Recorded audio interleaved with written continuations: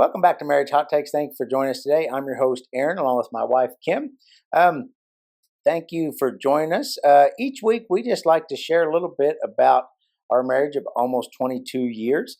Some of the good, the bad, and what worked, what didn't, and all the things in between. And hopefully each time we'll leave you with a hot take that you can take right from this episode into your relationship, into your marriage, to start a conversation, maybe a conversation of change, of improvement, of whatever it may be for your relationship.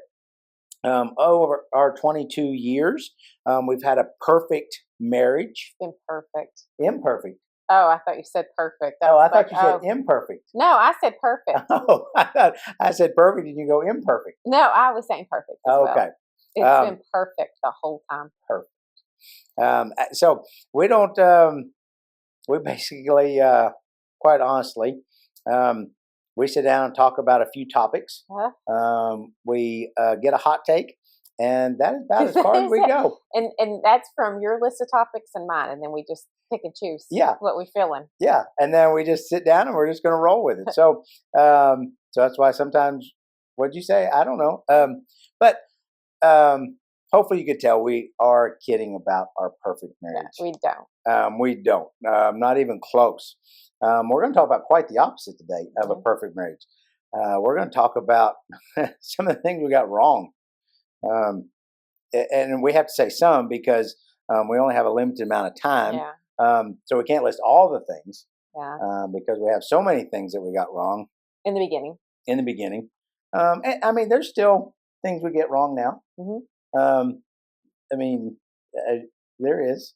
Yes, I agree. I know, but you were like, no, it's not. No, I was listening to this oven in there making my bread. Oh.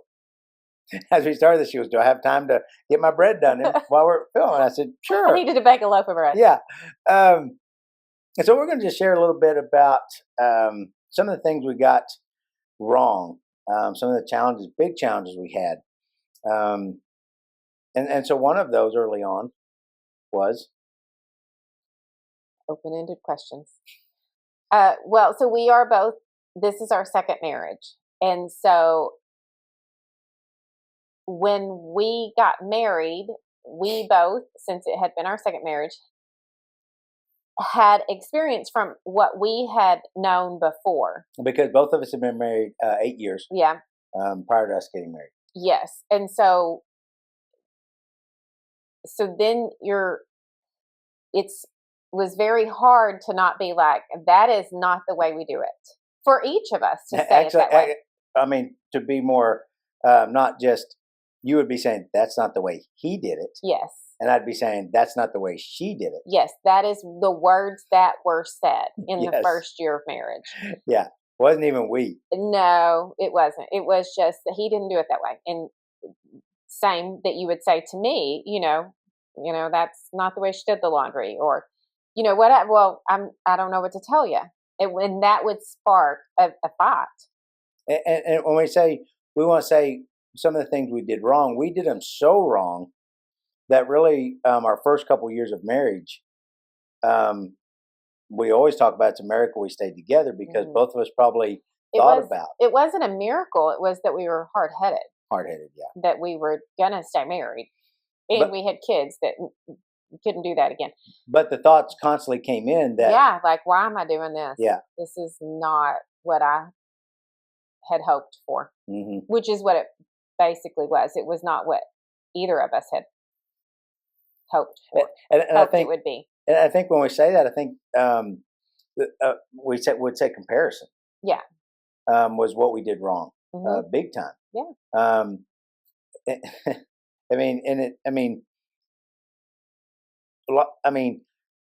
Every relationship, however you leave a relationship, has good things in it. Yeah.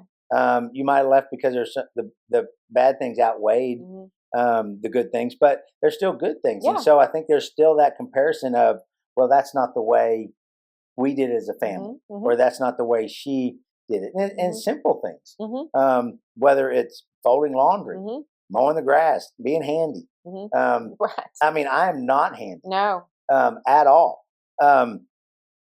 And you came from a handyman. And and And a handy dad. Yeah, and a handy dad. So it was foreign for me to be with someone who honestly didn't know anything about being handy at all. And when so we moved out in the country, and I'm a city kid. Yes.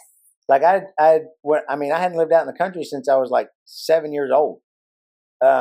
And I have always lived in the country. Because we literally live a 10th of a mile down from the house you grew up in. Mm-hmm. Now, so for you, that's like, what are you doing? and that's not an interview question I got on the speed dating. No, I didn't ask you that one. You didn't ask, are you handy? We didn't speed date. But yeah, for real. Yeah. I mean, that's just just something very small. But even though it might be something small, it seemed so large. Mm-hmm. And the small things really cause the biggest fights. Mm-hmm.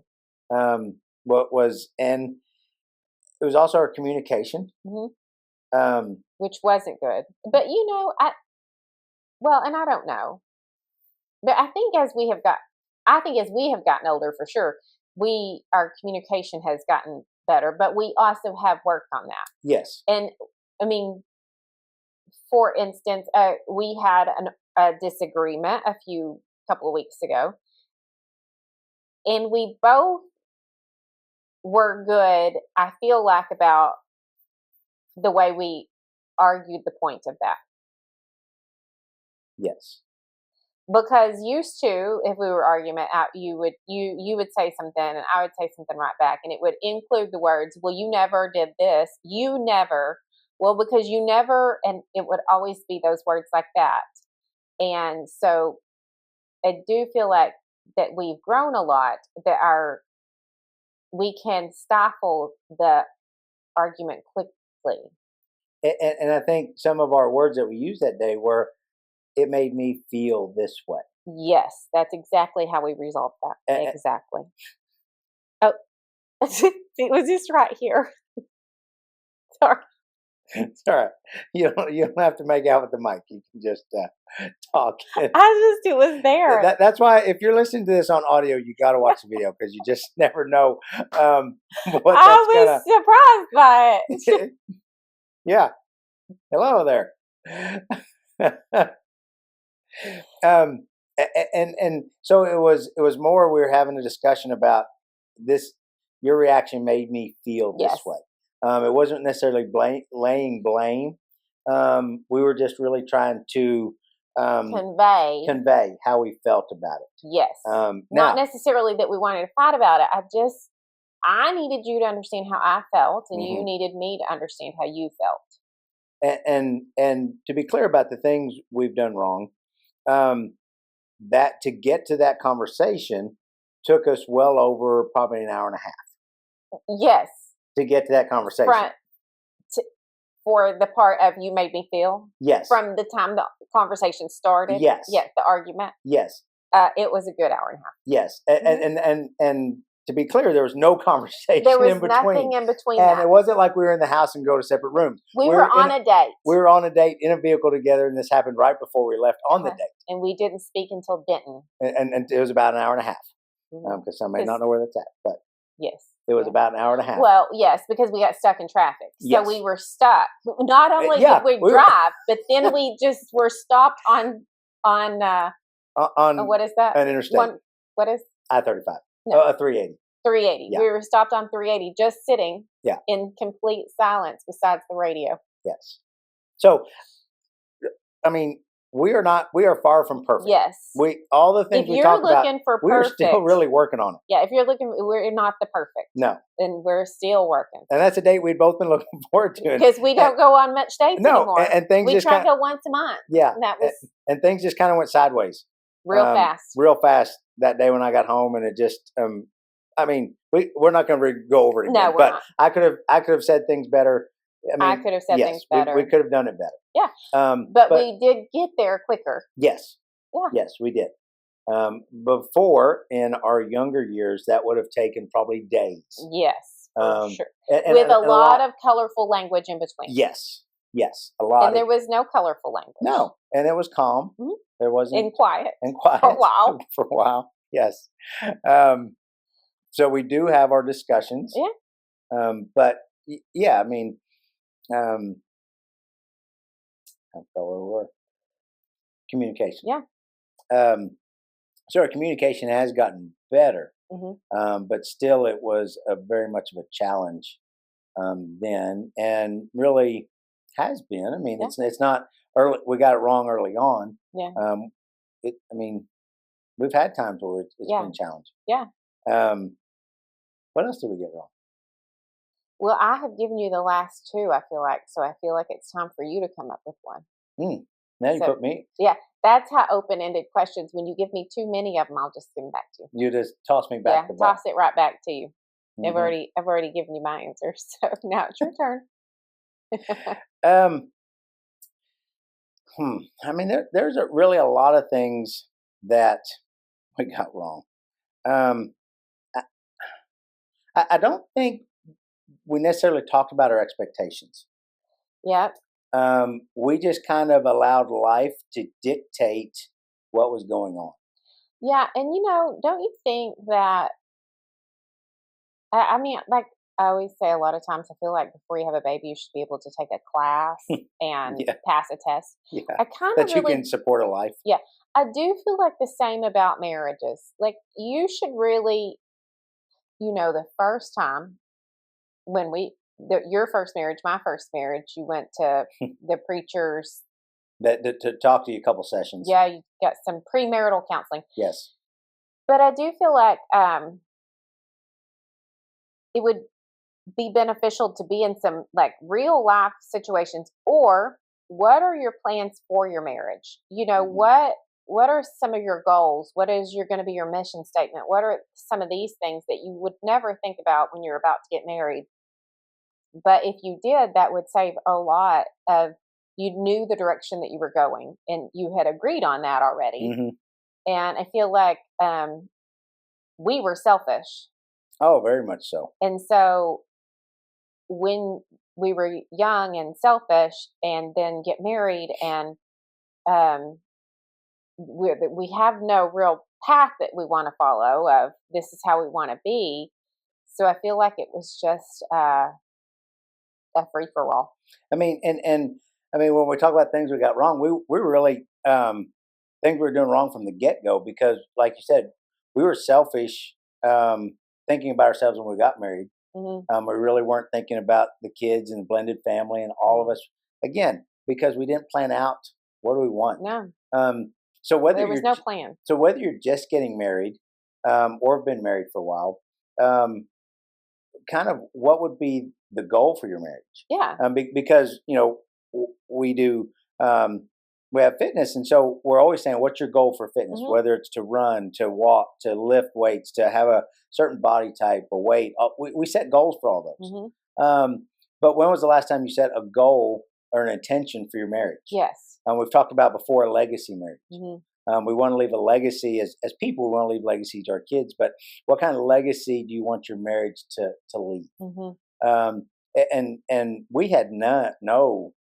I mean, we were just trying to, as we mentioned before, just trying to get by Hmm. in life. Hmm. Not to mention our marriage. What do we want it to look like? Hmm. How do we want to act towards each other? How do we want to resolve conflict? How do we want to make plans? All those things? Right. That we do more of now. We have Yeah. a plan for our marriage, and Hmm. part of our plan and being intentional about it is this podcast. Yes. We want to share our experiences, but it also helps us Yeah. because we get to talk these things out, Hmm. and even after, prior to start recording, we have conversations Yeah. about what we're going to talk about, and even after we even continue to Yeah. talk. We'll have a Um, little recap. a little recap. Yeah. So it's not just helping each of you; it's really helping us Yeah. as we talk those out loud. Um, but definitely, I think to have a goal, have a plan, have an intention with your marriage. What are you looking for? a lot of times we set career goals. In 5 years, I want to be here. Mhm. In 10 years, where do you want to be in 2 years of your marriage? Yeah, Of and you 5 can do years? that at any point in your Yeah. marriage. I mean, if you've been married, if you just got married, if you've been married 5 years, 10 years, 20 years, 40 years, I mean, Hmm. sit down and have those discussions of like you said, where do you want to be and how do we want this to look in 5 years? Hmm. What is the ultimate plan there? And for us, I mean, just this year, beginning of the year, we did a what a Marriage contract, what commitment. marriage commitment, and it has had 5 or 6 things Yeah. on it that we wanted to do on a daily basis, Mhm. weekly basis Mhm. for our marriage this year. Mhm. And they were nothing big. It was No. share a blessing, pray together, go on a date, different things. I mean, not Go on a date once a month, once a month, which is what we which was what we did last did month, last month. or yeah, This month. and we had a yeah. That's when we It you went know, yeah, it sideways. went sideways. But again, it's kind of what do we want our marriage to look like this year, and it drives us towards the bigger goal. If we want to be more connected, we want to be more spiritual together. We want to be just growing our relationship with each other, with God, Mhm. as a married couple. Um, what else do you think we got wrong? Another an open-ended question. You're gonna say, "Well, I already answered 2, and you only answered 1." So, Well, and I think I went ahead and gave the third one. I took it in and said selfish. oh, Yeah, that was yeah. hmm So that is. Um, so we just wanted to share a couple things that we got. I mean, if we say early on, it makes it sound like we got it we're all right not after that. yeah, that we've gotten it right ever since. No, and we've still had, and I think the longer you're married, you just have issues come up because, um, I mean, like I would say now, not just early on in our marriage, but what did you get wrong? What have we gotten wrong in our marriage? I would say a lot of, a big thing for me was I know I said, before that you didn't work, that you were a student, but when you did start working, you have worked long hours, long days. And that was always very hard for me. And it always kind of created a tension or a lot of times would spark a fight just because I would be like, man, he's at work. And when can you come home?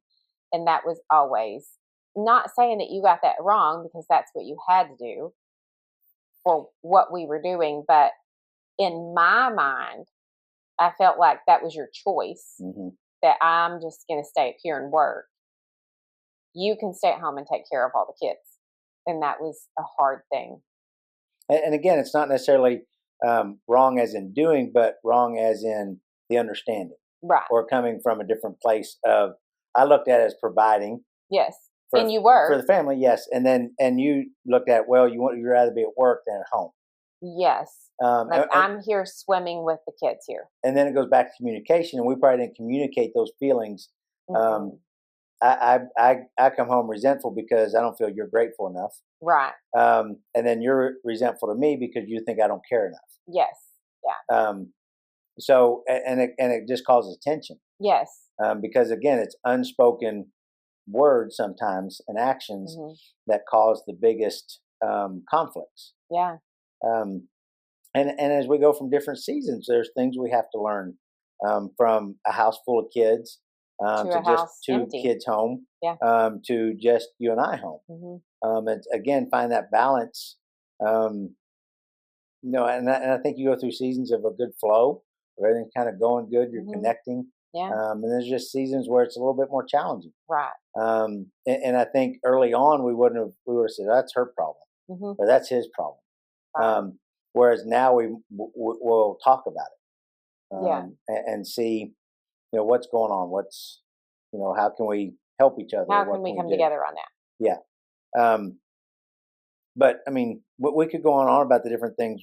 I mean, That we do. we talk about often about how, and again, I mean, there's no book on. Well, there's tons of books There on are. how to be a good parent, how to Yeah. be a good spouse, but they're all simply suggestions. Yeah. And you can follow them, and just like we're talking, they're simply suggestions and what worked for us. There's no guidebook that said if you follow this guidebook, you'll have a successful, happy, long marriage. Right. Do all these things. Because if there were, because I like to make sure it's the way. So if there was something like that, I could just check it off and be like, okay, I did that. Okay, I did that. That would be easy. And a lot of times, if we check that box, we go, "Well, I never have to do that again." Yeah. But all the things that we talk about each week is really things that are continually worked on. Mhm. So I would definitely encourage, have a couple friends that you talk about marital things, Yeah. because you may not be having, just because you have marital counseling or anything doesn't mean that there's necessarily anything wrong. No, It's actually a benefit. yeah, I listened to Chip Ingram, Hmm. and he talks a lot about early in their marriage that they went to marital counseling.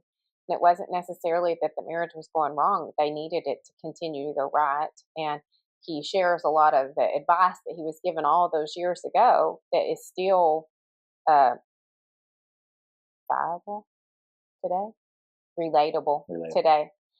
And I think that a lot. Like, that doesn't, when you hear someone say, we're in counseling, that doesn't mean, oh, should pray for them. It's just like, But that's our first thought. yes, it's just like someone else saying they're going to counseling as an individual. They're just going to counseling to be a better version of themselves. Hmm. Maybe you're going to marital counseling to show up better for your spouse or to show up better for God as a married couple.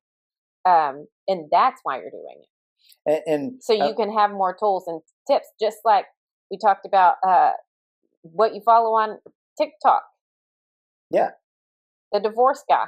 Oh, yeah. And I'm always like, somebody's going to see your algorithm one day and think, I think he must have wanted a divorce because he follows this divorce guy. Because I follow a lawyer that is a high profile divorce lawyer, but he talks about All the things that went wrong in people's marriages. and he really shares about how you can correct those. It's very, very interesting. Yes. It's if you want to find out what not to do, Yeah. watch that, and you can find out what do the opposite. Do the opposite. And I think when you talk about Chip Ingram, one of the biggest things was 5 years ago for our marriage when we did a marriage group of God's Dream for Your Marriage with Chip Ingram. It was a 12 session series, but it talked about how do you fight fair, how do you communicate, how do you and it was a huge, and those are things that he learned when he was they went for marriage counseling. And I don't think that people think about how you fight fair, because when you're in a fight, you're not thinking about fighting I'm going to win. I'm going to win. Last man standing.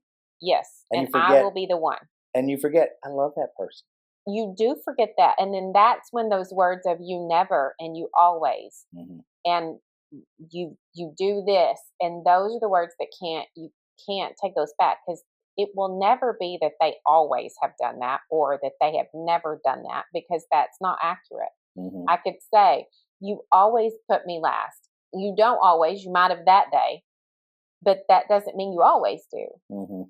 But that's what we have a tendency to say. And so one of his things is, words that you shouldn't say to fight fair, because those are not fair words. And so we hope that you listen, and because the things we talk about, take them in your marriage. Your marriage can be good, but there's always things. Again, just because you go to counseling doesn't mean it's a bad relationship. Yeah. Just means, how can I make it better? Yeah. I feel we're good, but again, I feel like we're better than we ever have. Oh, definitely. We definitely had a dumb argument on date night that we didn't speak for an hour and a half. So, and we probably hadn't been on a date in a couple months. Yeah. So, it still happens. They're stinky, and we still have a lot of. We talk about the lot of work we got to do. Yeah. And how we can improve. Yeah. So each week, we want to leave you with a hot take, the only scripted thing that we have, and that is Kim's job on this show is to come up with the hot take and read it out. Today's hot take: you don't fight about the dishes. You fight about feeling unheard. And that's really what it boils down to, is you weren't hearing me say, and I wasn't hearing you say, because maybe we didn't say it. It's just so true. It's not about the dishes. It's not about the things undone or overdone or not said. It's really the unheard. It is. It's feeling unheard about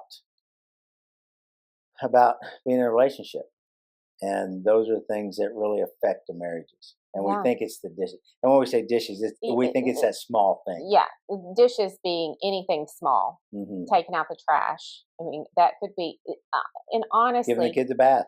giving the kids a bath. That could be the final straw in a lot of, or that has been the final straw in a lot of marriages. Is I could not do the bath time by myself one more time, and that's how it can all go down. And it wasn't the it bath wasn't about the bath time.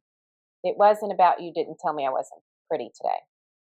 It was just today, and all the things that had led up to that that were unseen. Yes, of all the different things of I need help, I don't have time, I'm tired, I don't feel worthy, all of those things. Um, so read that one more time. I want to leave them with that hot take before we. You don't fight about the dishes. You fight about feeling unheard. So we challenge you to take that hot take today into your relationship, um, and it can be going well, but what is going that is unheard? And maybe that sparks conversation between you and your spouse, your significant other, that you can start that conversation about what needs to be heard. And so those little fights over the dishes don't end in something major. So thank you for joining us today on Marriage Hot Takes. I'm Aaron. And I'm Kim. We'll see you next time right here on Marriage Hot Takes.